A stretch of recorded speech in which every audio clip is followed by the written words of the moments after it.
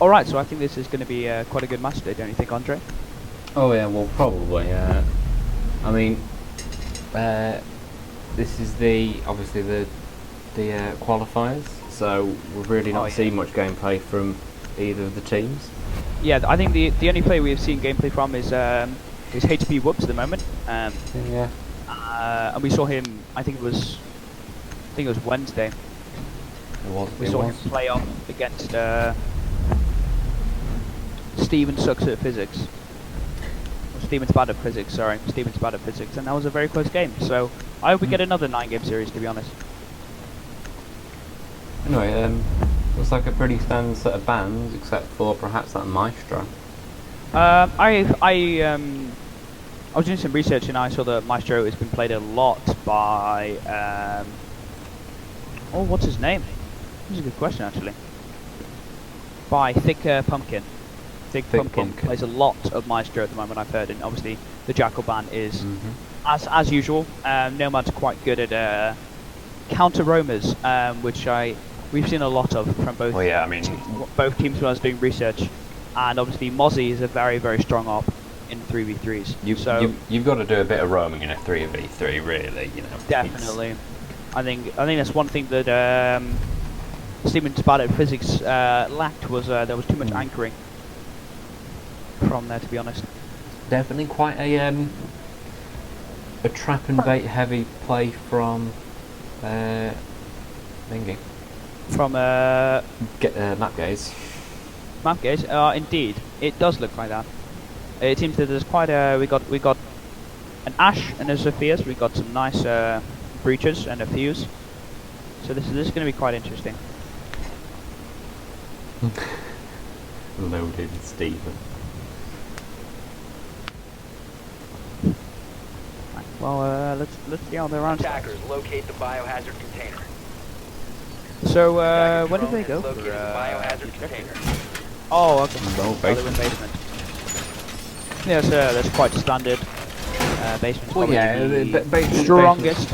It's quite a good starting off, just to before while you get into the swing of the map. Playing in a place like the basement, there's not a whole lot of places you can cut in. Well, there's only really two if you use reinforcements. Well, and then obviously, I feel like they're quite aware of this, and so we have two different breaches of Ash and Sophia.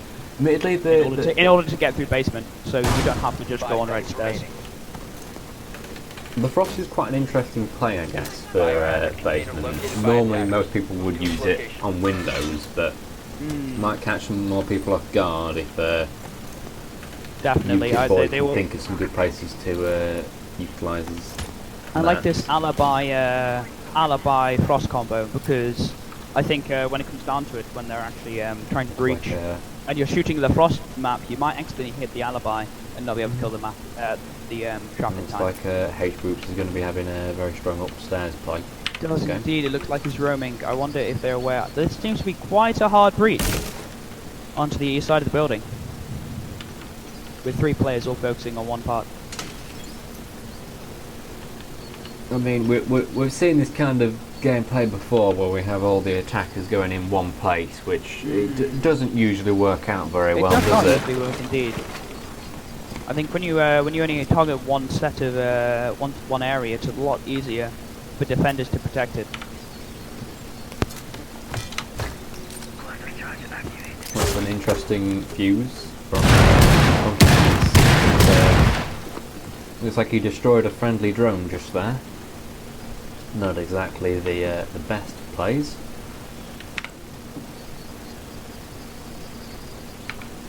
HP Whoops now going in. Ooh.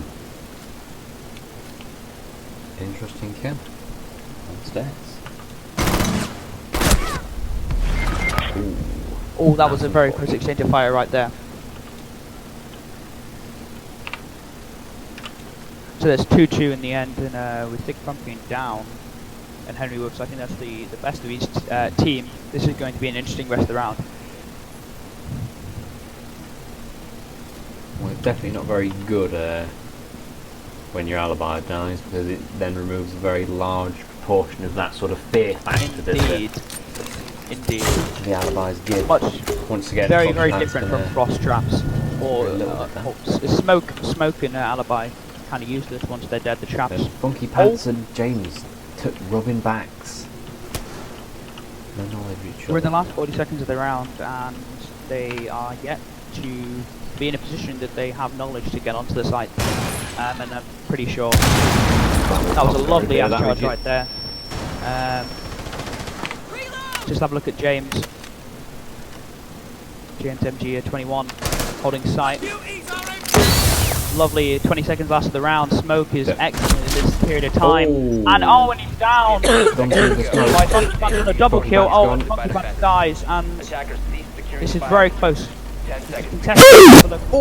Lovely kill, Oh, lovely that kill. was a nice face. And that was a close round, but a well fought victory by Map Gaze. It was well played, especially with the smoke in the last 20 seconds of the round. It's when he's so key and so important that he can delay. I think partially That last push. the team mostly sticking together really delayed that sort of Oh, time, yes, because no one definitely. really did their own independent thinking, except for the one time when seemingly Thick Pumpkin did. He then got killed by a roaming alibi up at the top. To be honest, I think in the especially defensive wise, the trade for the 1-for-1, especially for Thick Pumpkin and HB Woods, which were supposedly our star contenders for each team, it's a good trade because it's a lot easier to defend in on basement in the 2v2. So we've got a mirror Goyo, so we've got double vector and a cave. Now I'm thinking on the enemy team they've got a fuse, and that's a very destructible floor above them, and I think that's gonna. It is indeed.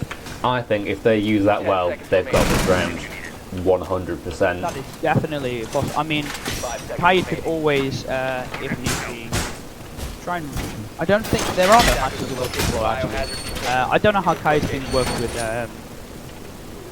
No, the only way we're doing it is putting barbed wire on the top floor and Kaiding it, but that's much more efficient with Bandit in that situation. I think And it's looking like they seem to be pushing from runes again. This is quite an interesting place to start from, especially in this round.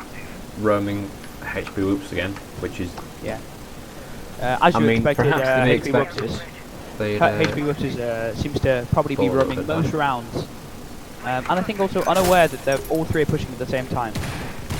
Interesting for the charge. Well, at least they've spread out a little bit more. They're definitely doing more of a singular wave offensive, but they've got a little bit of independence. I think if we just have a look on James MG21 for a second, just have a. He seems to be. They just seem to be anchoring really. There doesn't seem to be any kind of acknowledgement of where they are yet. Now, as they start to drone out, and we're approaching the 1 minute 40 mark. According to what Funky Pants is doing, I don't think he's thought about the potential of his utility above that room, which is kind of unfortunate, but to be expected at this new level of siege. Indeed, indeed. Top G seems to be droning out for quite a while in this stage, as they are slowly pushing towards the objective, with Thick Pumpkin being on his own. Okay, as we look onto the upper floor, we see that HB Whoops is just right next to the drone.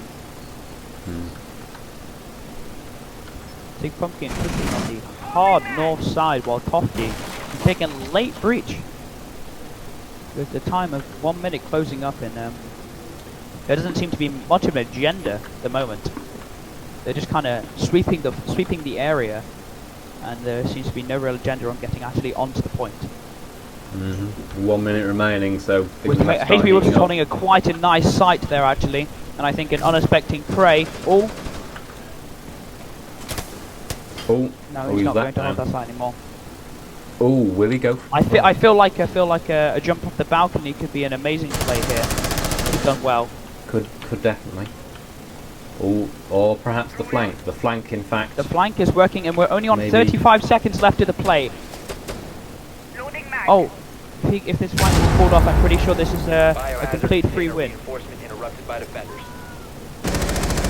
We're going to run into... Defenders interrupted bio-container reinforcement. The objective is still in contention, as Funky Pants and Toffee are both on site.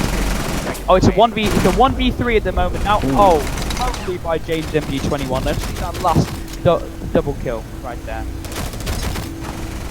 Beautiful. I mean, I'm not gonna lie, I kind of expected more from Henry with that flank. If he'd, I mean, still definite win, but I think if he had either held on the site on stairs or jumped off from the upper level, that's an unexpected prey. There was a lot of missed opportunities, but ultimately they still won. So yeah, I think this, if it continues like this, especially on the last play, especially on the last round, then I think it's going to be quite a clear victory for Mapgaze. Mm-hmm. Yeah. As long as Mapgaze are aware of the mistakes that the Tofty's Fault are making, because of their terrible push until the last seconds of the round is causing such a problem for them, especially because they're having to take unneeded risks. Locate the biohazard container. Can we just have a look at the scoreboard here? Let's see what's on the board. We have a UKIP boy on 3 kills. He was not the one we were expecting to be probably the board for Mapgaze, to be honest. I mean, but glad to see that. I mean, he's probably not the weakest of the team, but he's by no means the strongest. I would probably say that Thick Pumpkin has shown himself to be perhaps one of their best players. And then similarly on the other team, perhaps either James or HP Whoops. I'm quite shocked by HP Whoops' performance as well, actually. Even though they're two up, I would be expecting a little bit more from them over the 2 rounds. Biohazard container located by attackers. Well, I suppose the thing with HP Whoops is the fact that he's got the idea, and ultimately his plays would only really come in if they were to lose the initial sort of fight. So. Oh, I'm looking at a spawn peek here from HP Whoops. It's just a little bit broken. The window. Ah, lovely. Perhaps can get a sight on that. There seems to be a Thick Pumpkin trying to flank around. But doesn't look like he's gone. I think HP Whoops has realised and rotated. So there seems to be no one on site at the moment, but I like what the UKIP boy has done with the mirrors. Definitely got a tough spook there with that breach thing. I think if they droned it now, they would actually be aware of that there is no one on site at the moment. HP Whoops is at least 15 seconds away. And although James MG has got a sight on stairs, I think if they push from that window, there is no sight anywhere. All you'd have to do is push onto main door. If we have a look at UKIP boy and see what he has looking at, because he is just sat there holding a sight on the window.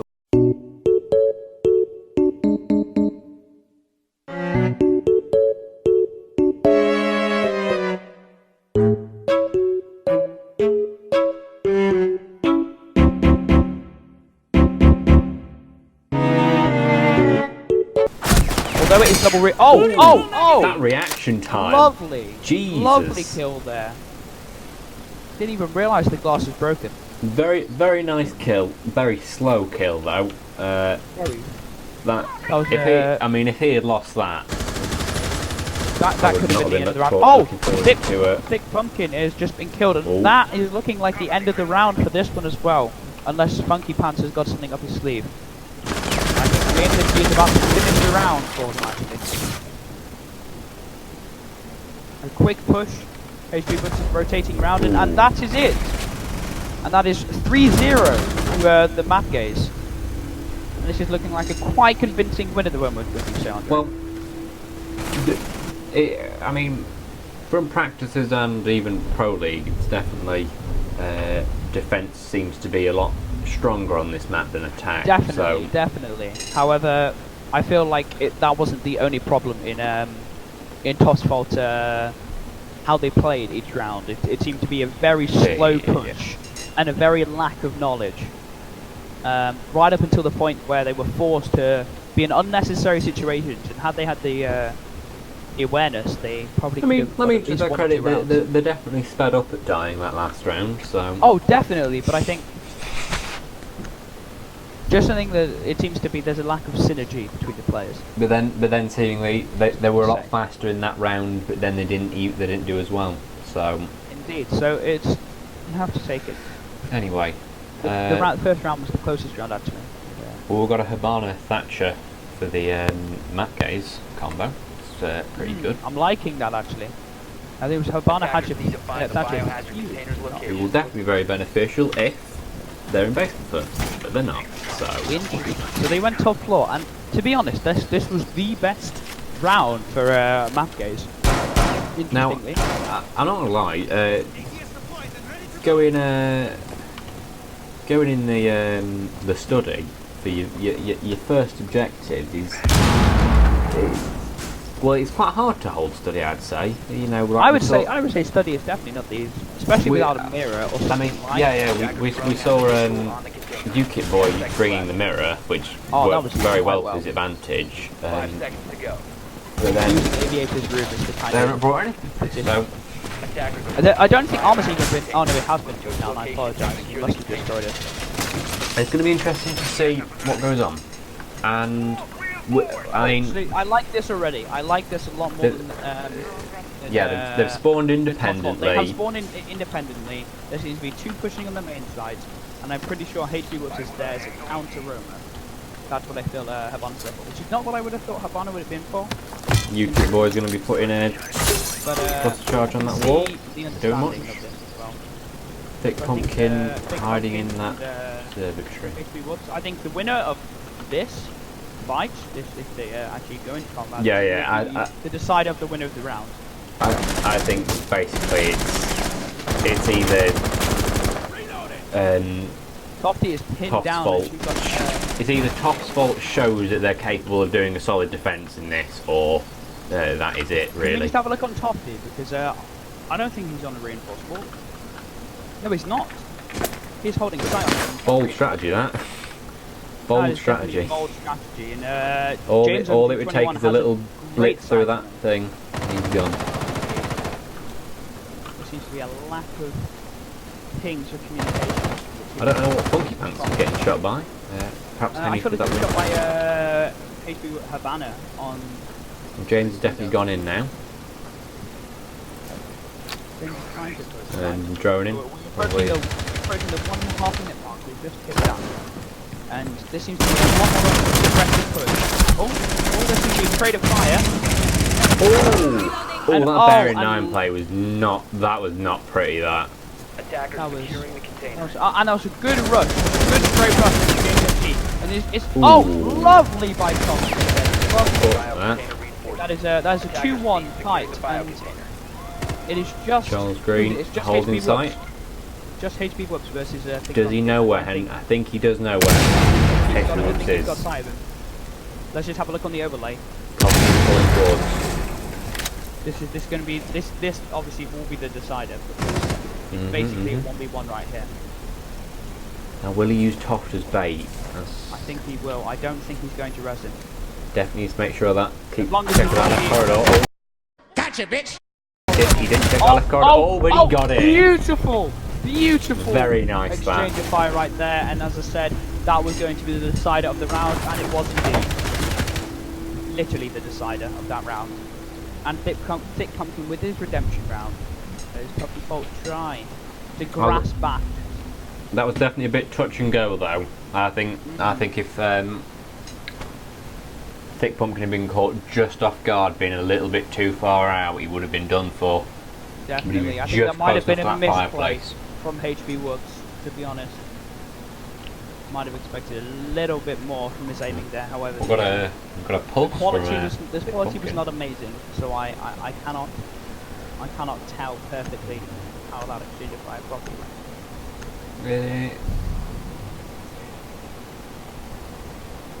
We've got a relatively similar play.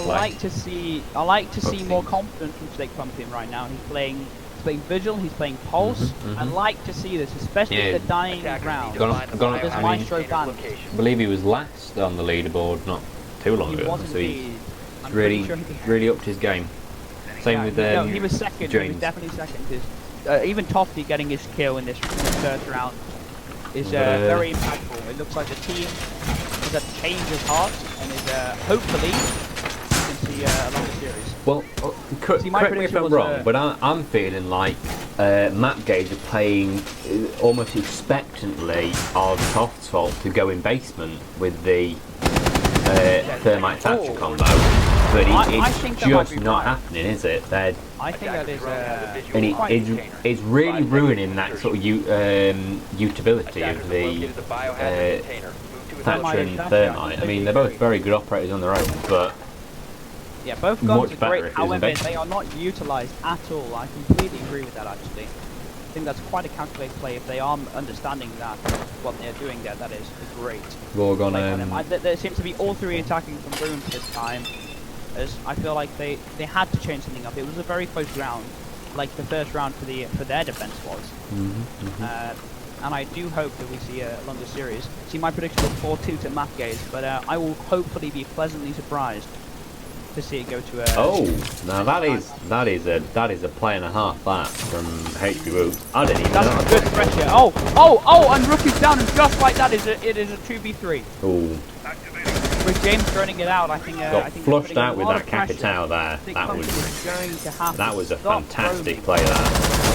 Beautiful play, and I think Toki's getting flanked as well by him. Got 2 people on the inside, and that's now a 1v3, and I think this is the end of the series, actually.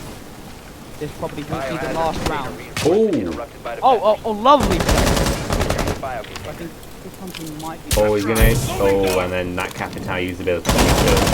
Just the use of Capitao. Very good. Oh, the bullets are getting fired.